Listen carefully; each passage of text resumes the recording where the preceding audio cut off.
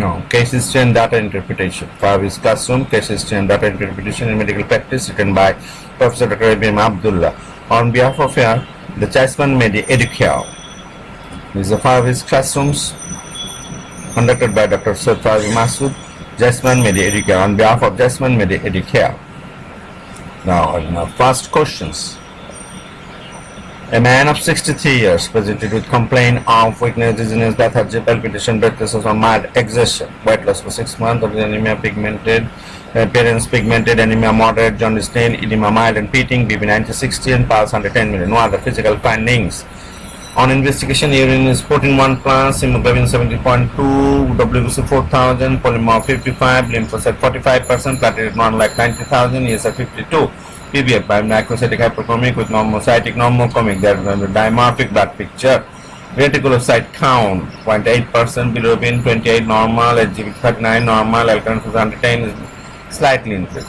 Serum creatine 1.3 slightly increased. Serum iron 45 is increased. TIBC is increased 88. Serum ferritin is from 550. Microgram palette is also raised. That means the anemic percent, iron overload. Anemic person, iron overload. Dimorphic blood picture. What are the causes of dimorphic blood picture? Dimorphic blood picture. What are the causes of dimorphic blood pictures? Now, dimorphic blood picture. What shows the dimorphic blood pictures? Normocytic normochromic, microcytic hypochromic, macrocytic normochromic. That means that this three combination in between three two combination usually present. Associated condition or cause the dimorphic blood pictures, particularly the cereblastic anemia, myelodysplastic syndrome, iron, vitamin B12, folate deficiency, post-transfusion, and erythropoietin therapy. Note in this condition is of RDW more than 14.5%. Now, the question, what is the diagnosis? Iron, dimorphic blood picture, anemic, dimorphic blood picture, iron overload. And what are the question? What is the likely diagnosis? Mention one investigation to confirm your diagnosis. Suggest one single therapeutic advice, and this answer can be done from this question. So now there is iron overload. To avoid the iron, what likely the diagnosis? Answer. This means the cereblastic anemia, myelodysplastic anemia, post-transfusion, erythropoietin therapy, vitamin B12, folic, iron deficiency. Now for the answer questions.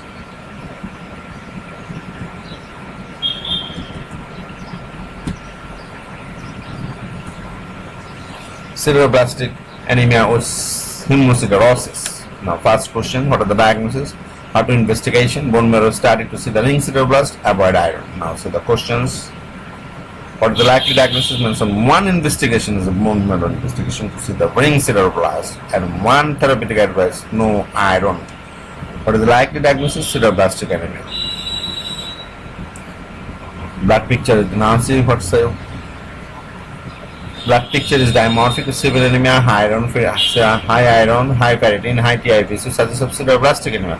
Cereblastic anemia is a group of disorder. It is dimorphic blood picture, dimorphic dyserythropoiesis, abnormal iron granule, ring cerebroblast in erythroblast. Type of cereblastic anemia, hereditary acquired is two types, primary and secondary. Primary is one of the myelodysplastic syndrome, reflective anemia of ring cerebroblast. Secondary is caused by the drug, chemical hematological disorder, inflammatory condition, and other drug among the isoniazid, cycloserine, alcohol, phenyl lead, hematological myelofibrosis, polycythemia vera, Hodgkin lymphoma, myeloma, hemolytic anemia, leukemia, inflammatory condition, myocarditis, SLA, other carcinoma, myxoma, malabsorption. Treatment, primary cause should be treated. Offending drug should be opt. In some cases, pyridoxine may be helpful. Folic acid should be given. Now, question 2. 27 years old female with 8-month pregnancy. That means third trimester is for jaundice. She admitted to the hospital with eclampsia. That means the DPP, edema, and hypertension, edema, and proteinuria. This patient is jaundice third trimester. The patient is ill-looking, anemic, moderate, and also anemic, jaundice moderate, edema mild, peating, BP 115 by 105 millimeter mercury. Others is no abnormality. Urine protein, this means the preeclamptic patient. Hemoglobin 82, anemic. WBC is 50,000, polymer 7, lymphocyte 25, platelet is 90%, thrombocytopenia, ESS 62, bilirubin 118 micromole per liter. This is a high bilirubin. HGPT is 99, is raised, alkaline phosphatase is raised, and the serum creatinine 1.3, serum electrolyte is normal. That means the patient is jaundice, abnormal liver function, and thrombocytopenia. Investigation shows and thrombocytopenia.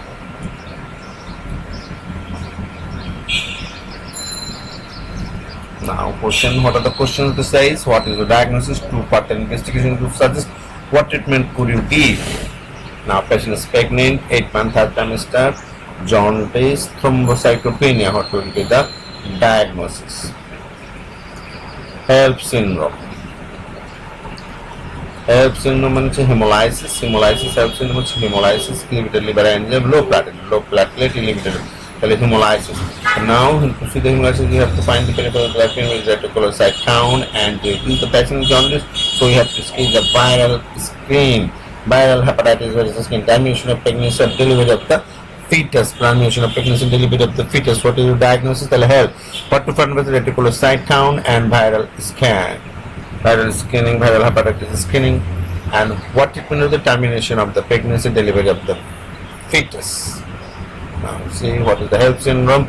HELLP syndrome is the hemolysis for hemolysis, EL for elevated liver enzyme, LPA for low platelet count in the patient with preeclampsia. It's a variant of preeclampsia.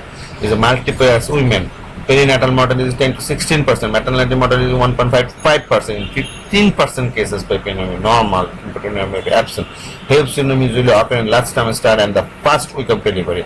Liver disease associated with hypertension, proteinuria, fluid retention. Liver disease is associated with hypertension, proteinuria, and fluid retention. That means the patient is hypertensive, pregnant patient is hypertensive, proteinuria, fluid retention, and associated with liver disease. The first thing about the HELLP syndrome. Serum transaminase is high. This condition is complicated by the what are the complications? Hepatic infection and rupture. Differential diagnosis is jaundice, thrombocytopenia. Jaundice, thrombocytopenia. Heart, TTP, fatty liver. Heart and TTP, there is no hypertension, no proteinuria, and fatty liver transaminase level is very high, and coagulation screening is abnormal. Treatment is the first delivery of the fetus. Particularly negative following the pregnancy is 34, more than 34 weeks of gestation. Non-reassuring test of fetal biophysical profile, fetal marrow, fetal heart rate is normal. Maternal disease, the multi-organ dysfunction, DIC, liver infection, hemorrhage, renal failure, abrupt suppression in this condition from delivery. If the woman is less than 34 weeks of pregnancy, then intravenous steroid, control of hypertension, platelet and blood transfusion, convulsion. If convulsion occurs, then magnesium sulfate, intravenous symptoms, and severe renal failure, dialysis may be necessary. Now the third questions. A 49 years old lady, non-diabetic, non-hypertensive, present a frequent attack of dizziness, vertigo, palpitation, weakness, sweating for 10 months. Vertigo, sweating, palpitation, frequent attack, dizziness. Initially, the symptoms are present in the morning after waking from sleep, relieved by the breakfast. For the last 6 months, the symptoms are more frequent any time of the day and by taking food. Recently, the patient has gained weight about 12 kg. On examination, the patient looked obese, multiple straps present, BP 130/80, pulse 84. Examination other system reveal no abnormality. What is your diagnosis? Suggest one alternative diagnosis, suggest two other cause of such case, and suggest 3 investigation. What will be possible? Okay. At fasting, these symptoms occur after taking the food. Symptom is diabetes, spontaneous hypoglycemia. The patient is not diabetic. Non-diabetic patient, spontaneous hypoglycemia. Non-diabetic patient, spontaneous hypoglycemia. What will be the insulinoma and factitious insulin injection? Suggest 2 other cause: fibrosarcoma, retroperitoneal fibrosarcoma, and mesothelioma. Suggest 3 investigation. That means the endoscopic, ultrasound, CT, MRI of the pancreas. 72 hour fasting with measurement of insulin, blood sugar, C-peptide. Now see the answer.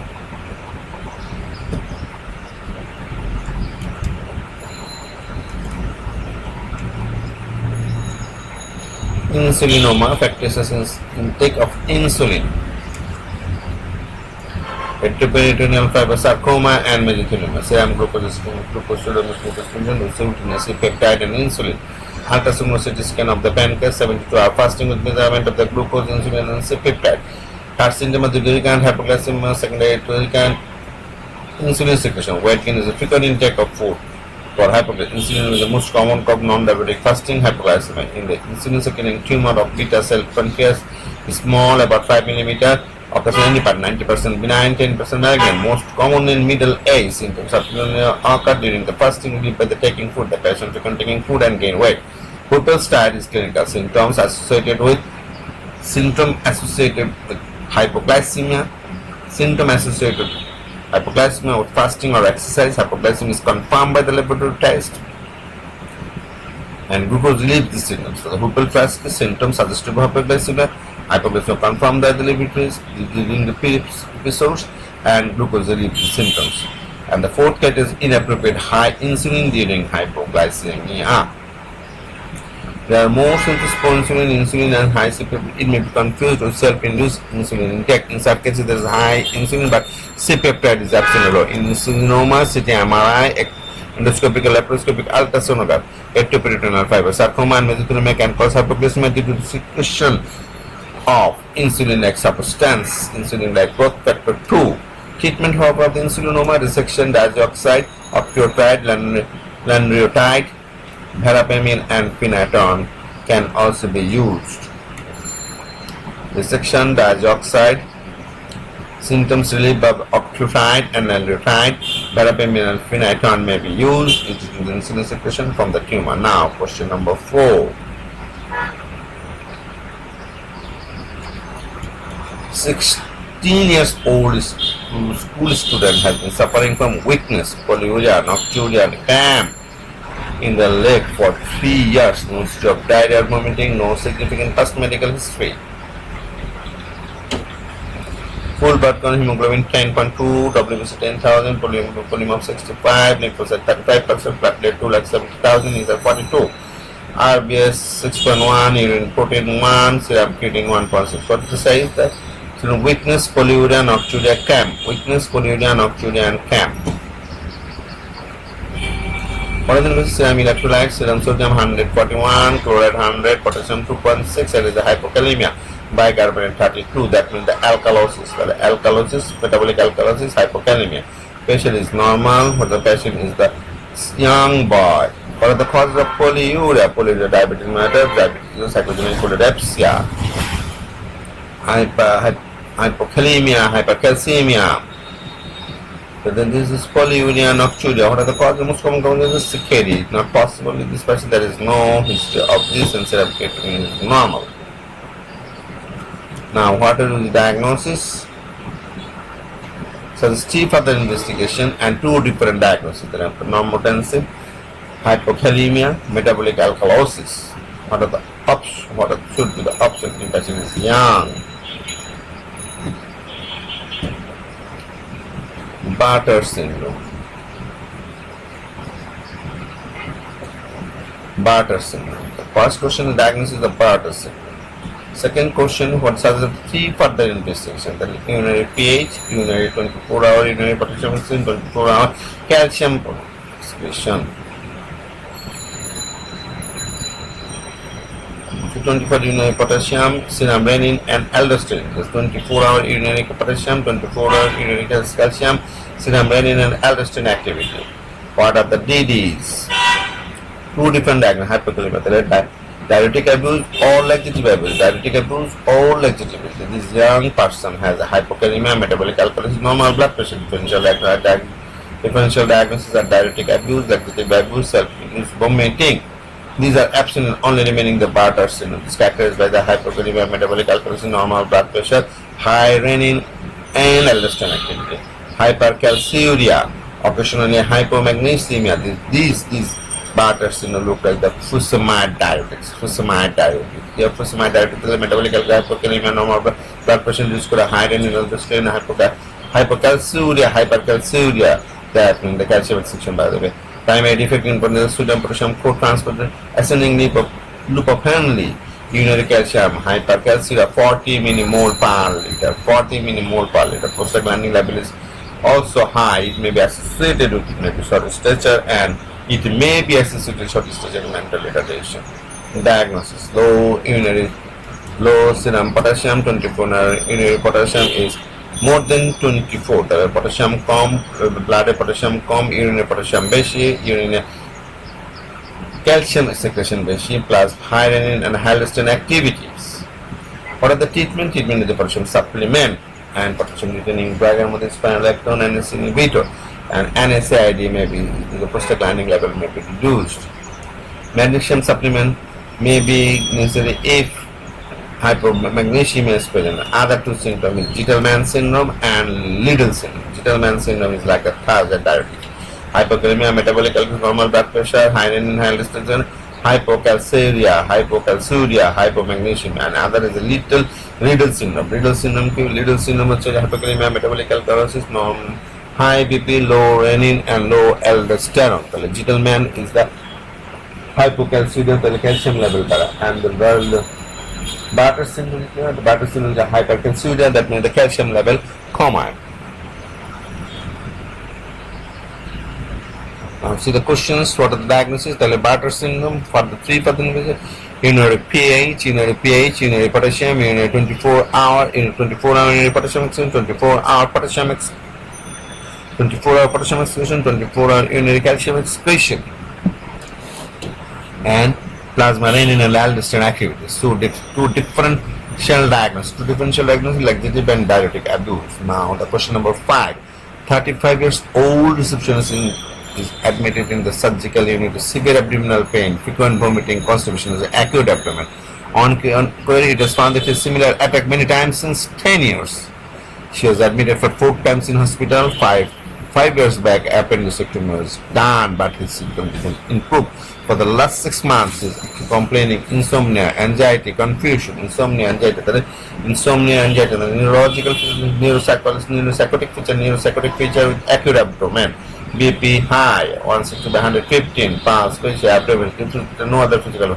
Hemoglobin is 12.2, WBC 13,900, polymer 62, lymphocyte 35, eosinophil 3%, platelet 290,000, ESR 42, blood sugar 7.1, urine normal, serum creatinine normal, serum electrolyte sodium is 131 micromole per liter, hyponatremia, serum bilirubin is high, slightly high, HGPDH is high, ultrasonography abdomen normal, XHS normal, barium follicle normal, barianemia normal.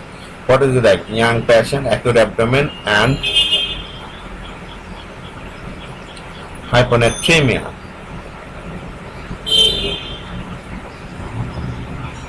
And neuropsychiatric feature. What will be the diagnosis? List 3 investigation for your diagnosis. What will be the answer? The acute intermittent porphyria. Urine for early test, early aldehyde test, urine for alpha-aminolebulic acid, phosphobilinogenase, urine for phosphobilinogen, esophageal enzyme for phosphobilinogen deaminase. That is acute intermittent urine for allyl aldehyde test, urine for alpha-aminolebulic acid and phosphobilinogen, and urine for phosphobilinogen and red cell enzyme phosphobilinogen deaminase. Recurrent abdominal pain, hyponatremia, psychiatric feature, recurrent abdominal pain, hypertension, hyponatremia, psychiatric feature. All goes to acute intermittent porphyria. Is autosomal dominant, recurrent abdominal pain, neurological and psychological feature. Neurological feature is peripheral neuropathy, respiratory failure, respiratory muscle peripheral neuropathy, respiratory muscle failure, respiratory muscle paralysis, respiratory failure, ophthalmoplegia, optic atrophy, constipation, psychiatric anxiety, depression, frank psychosis, epileptic convulsion, hypertension, and tachycardia. Recurrent abdominal pain, hypertension, and hypertension. Diagnosis of the acute intermittent porphyria. Most commonly, life-threatening condition is the respiratory muscle paralysis and the peripheral neuropathy, which is motor neuropathy. Common in female, usually after 30 years, primary difficulty porphobilinogen deaminase in heme biosynthesis a deficiency, precipitating factor, barbiturate, oral contraceptive pill, glycophalamine, sulfonamide, alcohol, even fasting. The precipitating factor is barbiturate, oral pill, sulfonamide, alcohol, even fasting. When kept for a long time, it become brown or dark. The side test LDL test immediately is adding to the urine show the pink color, and adding the alcohol, this will disappear. Sodium may be due to the CR syndrome. No specific treatment. Well, by acute attack may be treated admission of large quantity of glucose. If no response, then intravenous heme, glucose heme. Hypertension, tachycardia is a beta blocker. Avoid precipitating factor. High carbohydrate and fruit intake should be cyclical attack in women. May respond to suppression of menstruation cycle by gonadotropin-inducing hormone analog. Acute intermittent abdominal pain, hypertension, psychotic syndrome, and hyponatremia.